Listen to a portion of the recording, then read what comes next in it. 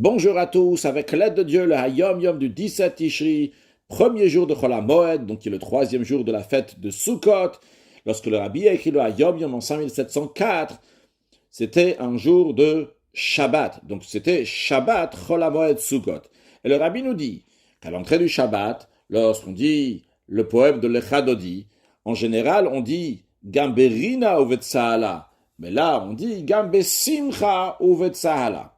Deuxième point, le vendredi soir, avant le Kiddush, on dit Shalom Aleichem, Eshet Chayil, Mizmor le David, Daïsou Data. En général, on le fait à voix haute. Vu que c'est Chol HaMoed, on dit tous ces passages-là, mais à voix basse. De même, en ce qui concerne les versets qui sont lus à la fin de Shabbat, après la Havdalah, pour bien commencer la semaine, on dit des versets de bénédiction, Ve'itel Lecha, etc., etc. Tous ces versets-là sont lus aussi à voix basse. À noter que lorsque le Hayom Yom a été écrit la première fois en 5703, 5704, le Rabbi avait écrit de ne pas dire du tout Shalom Aleichem, Eshet Chayil, etc., le Ve'yiten Lecha à la sortie de Shabbat. Après, en 5717, Tashin Yud Zayin, lorsque Rabbi a corrigé le Hayom Yom et aussi donc réimprimé avec des corrections et des changements, le Rabbi a écrit de dire à voix basse comme c'est écrit dans le Hayom Yom aujourd'hui. A priori, la raison, elle est pour concilier entre les opinions qui disent qu'il ne faut pas dire du tout le Shalom Aleichem, etc., et les autres opinions qui disent qu'il faut oui le dire, alors on le dit, mais à voix basse. Après, le Rabbi nous donne une information en ce qui concerne le Moussaf des jours de Chol HaMoed Sukkot. Chaque jour de Chol HaMoed Sukkot, dans le Moussaf, comme d'ailleurs le mot Moussaf l'indique, veut dire un rajout, car il s'agit du rajout des sacrifices qu'il y avait dans le temple, en plus des sacrifices quotidiens qu'il y avait, le sacrifice du Tamid le matin et l'après-midi, lorsque c'était Shabbat, jour de fête, Rosh Chodesh, etc., on rajoute des sacrifices. Donc ça, c'est la prière de Moussaf qu'on fait aujourd'hui, qui correspond à ce rajout, ce plus de sacrifices. Donc dans le Moussaf, on lit les sacrifices du jour. Maintenant, à savoir que nous, qui sommes en diaspora, en dehors d'Eretz Israël, on a ce qu'on appelle Sfeikat de Yoma, le doute du jour, c'est la raison pour laquelle on fait 2 jours de Yom Tov, car à l'époque, ceux qui étaient en diaspora ne savaient pas si le mois précédent avait eu 29 jours ou avait eu 30 jours, il n'y avait pas le calendrier, donc ils faisaient le 15e jour du mois de Tishri, 15e jour du mois de Tishri, en se basant comme si que le mois précédent avait seulement 29 jours, vu que peut-être le mois précédent avait 30 jours, dans ces cas-là, c'est peut-être le 16e jour du mois de Tishri qui est le premier jour de la fête, c'est-à-dire en notre mot le 16e jour, en vérité c'est le 15e jour du mois de Tishri, si le mois précédent avait 30 jours. C'est juste une parenthèse pour expliquer c'est quoi le Sfeikat de Yom, le doute du jour. En tous les cas, c'est la raison pour laquelle que dans la prière de Moussaf, on dit aussi bien les sacrifices du jour précédent et du jour actuel, c'est-à-dire lorsque nous sommes le 3e jour de la fête de Sukkot, donc le premier jour de Chol HaMoed, nous lisons les sacrifices du 2e jour de la fête de Sukkot et les sacrifices du 3e jour de la fête de Sukkot. Donc on dit dans le Moussaf, ou Vayom HaSheni, Parim Nebakar, etc., jusqu'à Kvasim Leshana Ba'asar Tmimim. Après, en plus du sacrifice, avec les sacrifices, il y avait une mincha, une oblation, il y avait un nesser, une libation. Donc on lit aussi dans la suite, ou minchata, veniskem, kimdubar, shloshason lapar, etc. etc. Donc on rajoute ces mots-là au minchata, veniskem. De même, après, on dit les sacrifices donc du 3e jour de la fête de Sukkot, au cas où on est vraiment le 3e jour de la fête de Sukkot, on dit Vayom HaShlish, etc. Et on dit aussi ou minchatam. Et donc, le Rabbi ici dit dans le Hayom Yom que dans le Moussaf, on dit à chaque fois qu'on mentionne les versets, d'abord on voit sur le verset du Bayom HaSheni du 2e jour de la fête. Suite à cela, on dit Umin Khatam, V'Kioniskem, etc., etc. Après, on mentionne les sacrifices, donc du Bayom HaShlishi du 3e jour de la fête de Sukkot, et on dit Umin Khatam, V'Kioniskem, etc.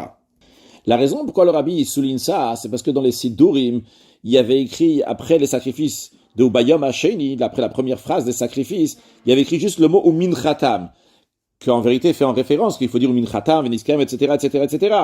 Et seulement après les versets du jour d'après, au Bayom HaShlishi, il y avait écrit toute la phrase Umin Khatam, Veniskem, jusqu'à Keil Khatam. Donc, ça aurait pu tromper certaines personnes que, en ce qui concerne les sacrifices du Bayom HaSheni, on dit Bayom HaSheni, etc., on dit Arbag Asar Tzmimim, Umin Khatam, point. Et après, on dit Bayom HaShlishi, encore les sacrifices du deuxième jour, c'est-à-dire du Yom HaShishi, du troisième jour de la fête de Sukkot, de l'autre jour que peut-être on pense qu'on est de l'autre jour, et on conclut au Minchatan Veniskem, Kimdoubar, on lit toute la phrase, mais la première fois on lit pas toute la phrase. Alors le Rabbi souligne qu'on dit dans les deux, on dit toute la phrase de Minchatan Veniskem, toutes les oblations, toutes les libations qui venaient avec, etc. Encore un point, le Rabbi nous dit, vu que c'était Shabbat en 5704, alors le Rabbi nous dit un principe donc pour le Shabbat en 5704, mais pour tous les Shabbats qui sont dans Chol HaMoed Sukkot, qu'on ne dit pas les Oshanot. Les Oshanot, on le dit tous les jours de la fête de Sukkot, justement à l'exception de Shabbat. Donc on ne fait pas du tout les Oshanot Shabbat. Après le Rabbi nous dit, il faut étudier le Chumash du jour, le Teilim du jour et le Tanya du jour. Puis, après ça, le Rabbi nous ramène l'extrait d'un Mahamar, d'un discours chassidique du Rabbi précédent, qui parle justement des Oshanot qu'on ne lit pas aujourd'hui. Dans ces Oshanot, des mots extraordinaires sur le peuple juif, comment il se donne totalement avec Hachem, comment le peuple juif est comme une muraille, comment il est beau comme le soleil, comment, bien qu'il est exilé, il ressemble à un palmier, comment il se tue pour Hachem, etc., etc. Comme c'est très poétique, donc le Oshanot de tous les jours d'ailleurs, il commence avec le Aleph, après Bet, Gimel, Dalet, He, Vav, Zain, et là le Rabbi s'arrête sur le Chet, Tet et Yud, c'est-à-dire Chavuka ou Dvuka Bar. Comment l'âme du juif elle est liée et attachée à toi, et comment elle est to'enet ulach, comment elle supporte ton joug, et qu'elle est yichida le yardach, elle est unique pour proclamer ton unité.